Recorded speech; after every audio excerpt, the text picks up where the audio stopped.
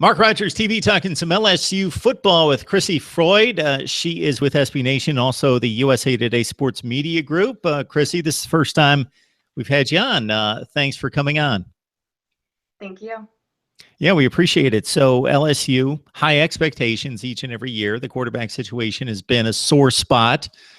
Brandon Harris transferred. Danny Etling did a serviceable job. I think most LSU fans would probably give it that kind of ceiling, but nothing spectacular. And he's just not necessarily got the skill set to provide anything beyond maybe what we saw last year. Do you see any hope of Etling with 11 touchdowns and 5 picks last year producing more than that this coming season? Oh, absolutely. I mean, he had a really good season last year. Compared to the rest of the LSU quarterbacks of the past, I think that he looks a lot better than Harris. He's a pro-style guy, which I think is really good for LSU. That's what's always done best for them. And he obviously has experience as being a fifth-year senior. So I think he's leaps and bounds above the quarterbacks we have on the roster right now. And he finished strong. That last game of the regular season against Texas A&M and Myles Garrett and Deshaun Hall and company, 324 yards passing, couple touchdowns, no picks.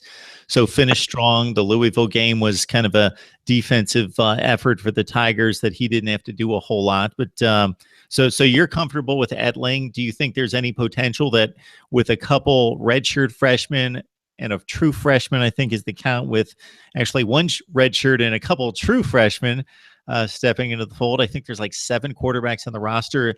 Any chance that he's fighting for his job in August? Oh, absolutely. I mean, they've even stated at LSU that this is an open position battle. So I think if anyone's going to overtake him, though, it's going to be Myles Brennan. Okay, so yeah, give us the scouting report on some of the new guys coming in, because they're highly touted, very high in the recruiting rankings. Based on what you've seen, the scouting reports, you cover quarterbacks. That's your specialty. These guys coming into the fold, what do we know about them? Well, Myles Brennan is a pro-style guy, and Lowell Narcisse is going to be your dual threat guy. As far as Myles Brennan, he has really good mechanics, really good footwork, puts the ball right on the money, even in the tight coverage. And I don't really buy into dual threat guys at the moment. Brandon Harris was a dual threat guy, and it didn't work out. A lot of the quarterbacks in history that have done really well have been pro-style. But then again, it is a totally different offense. New coordinator, new everything. So you never really. Yeah, so dual threat quarterbacks in this system you don't like, or period against the pro-style guys? Looking at how it's worked out in the past. But then again, like I said, this is a new system, and Matt Canada has done well with a number of different quarterbacks. So I can see it going either way, really. Hey, Crissy, let's talk about the new system. Matt Canada, very accomplished in recent years, from Wisconsin to NC State and most recently at Pitt.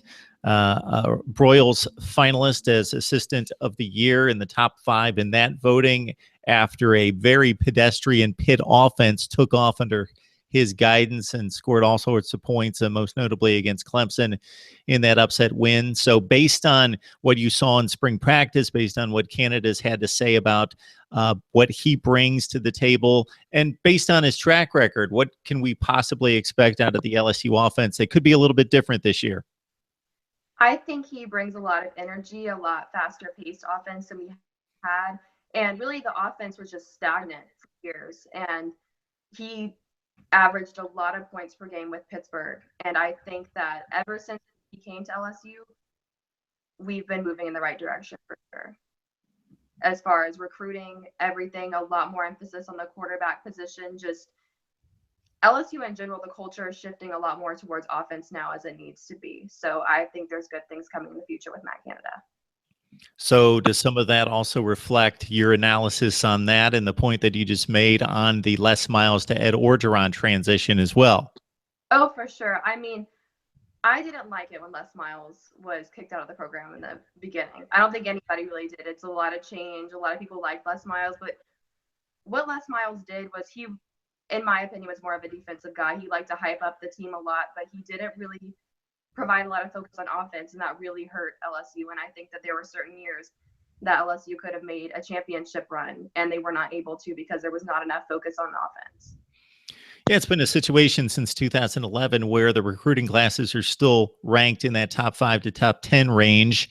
And we see the NFL draft just flooded with LSU players as we did, especially on the defensive side this last year, and more early departures to the NFL year in, year out than anybody in the country, even Ohio State and Alabama. But it's been a 3-loss program here for the last 5 years, and that's really not in sync with what the recruiting tells us, and also the NFL draft prospectus, because the talent is still as good as it's ever been.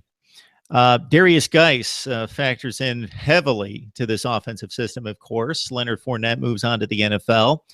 You know, in watching Fournette, it was almost a throwback to a certain degree to watching a Bo Jackson or a Herschel Walker back in the tailback position, where the entire offense kind of revolved around him, and that's a great thing to a certain extent. But Darius Guice seems to be a back that can provide more versatility, more in the passing game, more of a scat back. Not that he's a frail guy by any stretch, a very powerful runner, but not the classic tailback that Leonard Fournette is. And it seems like, Crissy, Darius Guice is poised for a huge year. Oh, for sure. I think that he's going to make a run for the Heisman. There's been a lot of people that he's going to win a lot of different awards this year, and rightfully so. In his sophomore season, he did a ton. He almost matched Leonard Fournette, in my opinion. He broke his single game rushing record, and I think that he is definitely going to be this team's workhorse running back in years coming. Yeah, to average almost 9 yards per carry in the SEC over the last 2 years is amazing, even when you take into account the attention given to Fournette, and Guice was kind of the change-up to opposing defenses, that he's going to gain a lot more attention this year, of course. But 1,387 yards, 15 touchdowns on the ground. I would expect them to get him more involved in the passing game, where he only caught 9 passes last year.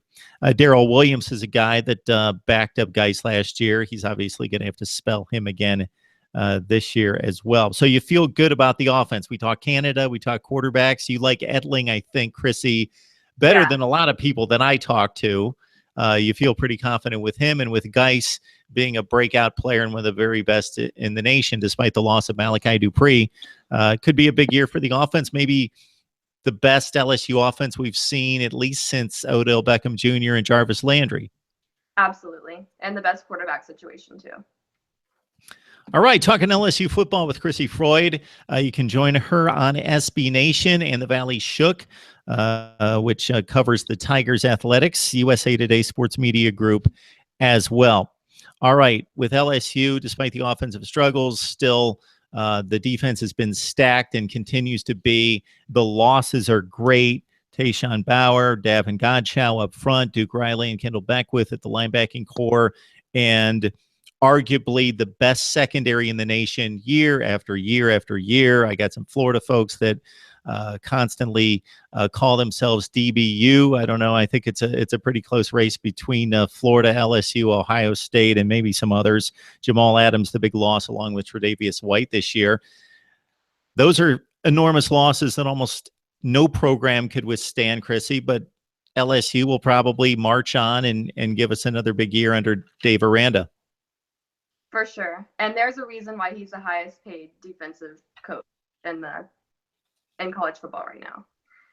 And I think that Christian LeCoultre and Heron are going to be our 2 big guys on as far as the defensive end position goes. And then Greg Gilmore is going to be our big guy at the nose tackle position. But we are facing a lot of losses right now. There's no secret about that, with injuries, with guys graduating. And so there's going to be a lot of new young talent here, and we're just going to have to see what Dave Aranda does with that. But I think he's going to do a good job, just like he has in the past. Crissy, do we know anything about Arden Key's situation? He had 11 sacks last year. He was one of the great leaders on the defense, and he took a leave of absence. The last time I checked on Twitter, he tweeted that he was coming back. So I think that we'll see him on the field very soon. All right, the LSU Tigers get things started September 2nd against the BYU Cougars in a big non-conference showdown, as they typically schedule early in the season. Wisconsin in recent years in particular. Crissy Froyd, you can join her on SB Nation and the Valley Shook, the SB Nation platform for the LSU Tigers, also the USA Today Sports Media Group. Crissy's first time on Mark Rogers TV. We hope we can have you back, Crissy. For sure. Thank you.